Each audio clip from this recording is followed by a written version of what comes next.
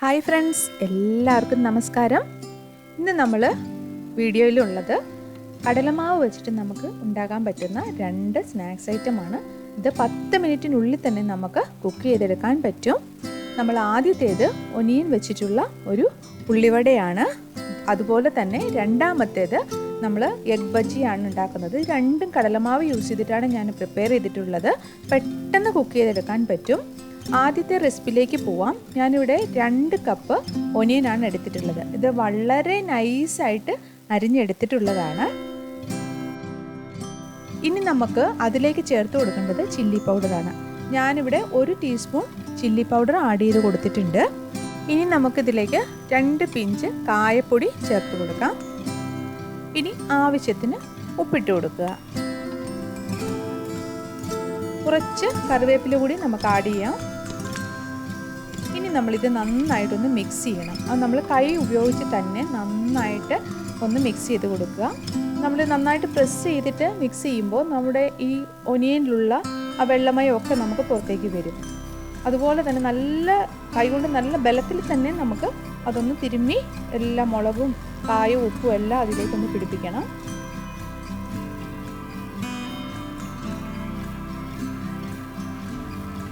ഇപ്പോൾ ഞാൻ എല്ലാം കൂടി നന്നായിട്ടൊന്ന് മിക്സ് ചെയ്ത് വെച്ചിട്ടുണ്ട്.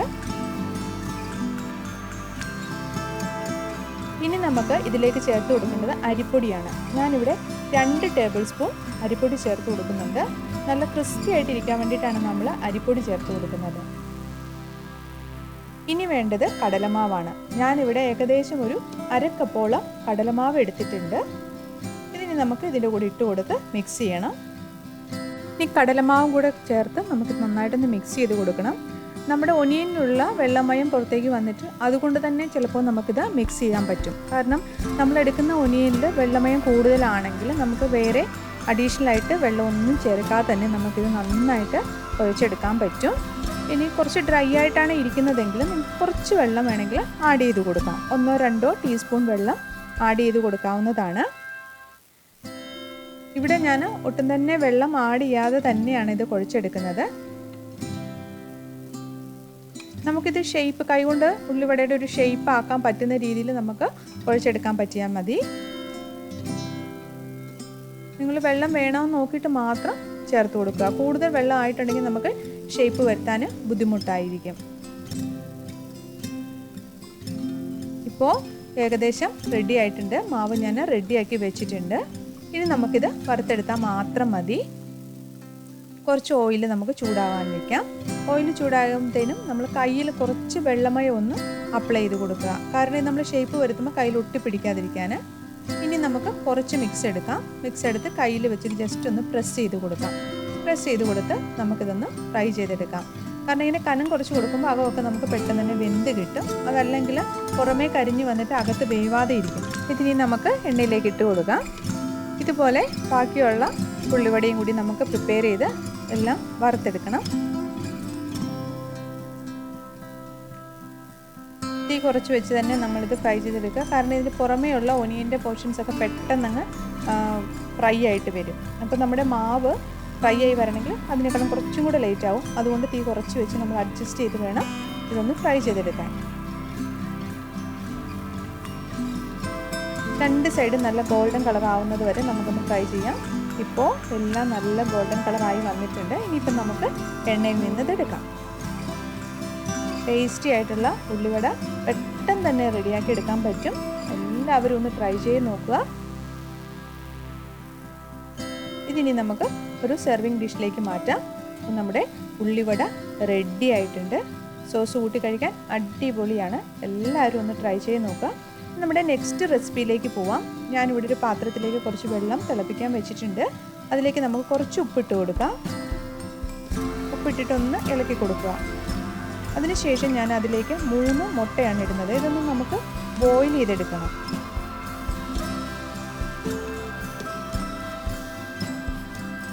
ഇനി നമുക്കൊരു ബൗളിലേക്ക് 1 കപ്പ് കടലമാവ് എടുക്കാം. അതിലേക്ക് ഞാൻ 1 ടേബിൾ സ്പൂൺ അരിപ്പൊടി ചേർത്ത് കൊടുക്കുകയാണ്. ഇനി വേണ്ടത് മൈദ 1 ടേബിൾ സ്പൂൺ. ഇനി നമുക്കതിലേക്ക് മുളക് പൊടി ചേർക്കണം. ഞാനിവിടെ 1 ടീസ്പൂൺ മുളക് പൊടിയാണ് എടുത്തിട്ടുള്ളത്. ഇനി കുറച്ച് മഞ്ഞൾപ്പൊടി കൂടി വേണം. ഇനി ആവശ്യത്തിന് ഉപ്പ് ചേർത്ത് കൊടുക്കുക. ഇനി വേണ്ടത് ഒരു പിഞ്ച് കായം. ഇതെല്ലാം കൂടി ചേർത്ത് പൊടികളെല്ലാം കൂടി നമുക്കൊന്ന് ആദ്യം മിക്സ് ചെയ്ത് കൊടുക്കണം. മുളക് പൊടി നിങ്ങളുടെ എരിവിനനുസരിച്ച് ഇട്ടുകൊള്ളുക. കൂടുതൽ വേണമെങ്കിൽ കൂടുതൽ ആഡ് ചെയ്യാം. ഇതെല്ലാം കൂടി ഒന്ന് നമുക്ക് ആദ്യം മിക്സ് ചെയ്ത് കൊടുക്കാം. ഇനി അതിന് ശേഷം നമുക്ക് ഇതിലേക്ക് ആഡ് ചെയ്ത് കൊടുക്കേണ്ടത് വെള്ളമാണ്. ഞാൻ ഏകദേശം ഒരു 3/4 കപ്പ് വെള്ളമാണ് എടുത്തിട്ടുള്ളത്. ഇനി വെള്ളം കുറച്ച് കുറച്ച് ആഡ് ചെയ്ത് നമുക്കിതൊന്ന് മിക്സ് ചെയ്ത് കൊടുക്കാം. നമ്മൾ ഈ ബാറ്റർ പ്രിപ്പയർ ചെയ്യുമ്പോൾ ശ്രദ്ധിക്കേണ്ട കാര്യം കൂടുതൽ തിക്കാവാനും പാടില്ല, അതുപോലെ കൂടുതൽ ലൂസ് ആവാനും പാടില്ല. കൂടുതൽ വെള്ളം ചേർത്ത് കഴിഞ്ഞിട്ടുണ്ടെങ്കിൽ നമ്മുടെ മുട്ട ഇതിലേക്ക് ഡിപ്പ് ചെയ്ത് കഴിയുമ്പോൾ നമുക്കതിലേക്ക് നന്നായിട്ട് മാവൊന്ന് കോട്ടായിട്ട് വരില്ല. അതുകൊണ്ട് നമ്മൾ തിക്നെസ് ശ്രദ്ധിച്ച് വേണം ഇതൊന്ന് മിക്സ് ചെയ്തെടുക്കാൻ.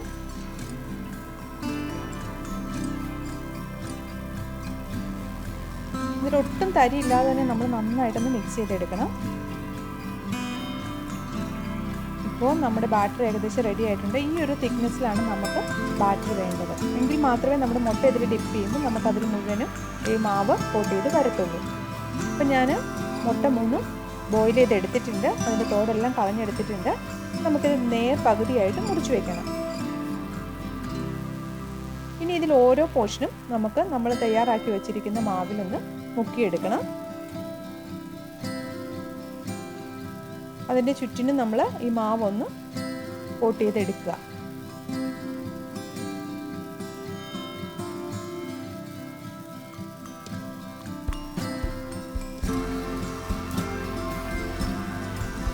ഇതുപോലെ നമുക്ക് കിട്ടണം. ഇതിന് നമുക്ക് ഫ്രൈ ചെയ്തെടുത്താൽ മാത്രം മതി. ഞാനിവിടെ ഒരു പാത്രത്തിൽ എണ്ണ ചൂടായി കഴിയുമ്പോൾ നമ്മൾ കോട്ട് ചെയ്തെടുത്ത മുട്ടയുടെ പീസ് ഇട്ട് കൊടുക്കുകയാണ്. ഇതുപോലെ എല്ലാ പീസസും നമുക്ക് ഫ്രൈ ചെയ്തെടുക്കാം. നമ്മൾ അധികം തീ കൂട്ടി വെക്കരുത്. ചെറിയ തീ തന്നെ വെച്ച് ഇത് നമുക്ക് ഫ്രൈ ചെയ്തെടുക്കണം. ഇത് 2 സൈഡ് നമ്മൾ മാറ്റി മാറ്റി ഇട്ട് കൊടുക്കണം. 2 സൈഡ് നന്നായിട്ട് വെന്ത് വരണം. നമ്മുടെ മുട്ട ഓൾറെഡി നമ്മൾ ബോയിൽ ചെയ്തതാണ്. നമ്മുടെ പുറത്തെ കോട്ടിക്ക് മാത്രം നമുക്കൊന്ന് ഫ്രൈ ആയി കിട്ടിയാൽ മാത്രം മതി. ഇന്നത്തെ 2 റെസിപ്പിയും ഞാൻ കടലമാവ് ഉപയോഗിച്ചിട്ടാണ് ചെയ്തിട്ടുള്ളത്. അപ്പോൾ നമുക്ക് വളരെ പെട്ടെന്ന് തന്നെ 10 മിനിറ്റിനുള്ളിൽ ഈ 2 റെസിപ്പിയും നമുക്ക് ചെയ്തെടുക്കാൻ പറ്റും. മുട്ട ബജിയും അതുപോലെ തന്നെ ഉള്ളിവടയും നമുക്ക് 10 മിനിറ്റിനുള്ളിൽ രണ്ടും നമുക്ക് പ്രിപ്പയർ ചെയ്തെടുക്കാൻ പറ്റും. അതുപോലെ തന്നെ നല്ല ടേസ്റ്റി ആയിട്ടുള്ള റെസിപ്പിയുമാണ്. എല്ലാവരും ട്രൈ ചെയ്ത് നോക്കണം. ഇപ്പോൾ നമ്മുടെ മുട്ട ബജി നന്നായിട്ട് ഫ്രൈ ആയി വന്നിട്ടുണ്ട്. ഇതിനി നമുക്ക് എണ്ണയിൽ നിന്ന് മാറ്റാം.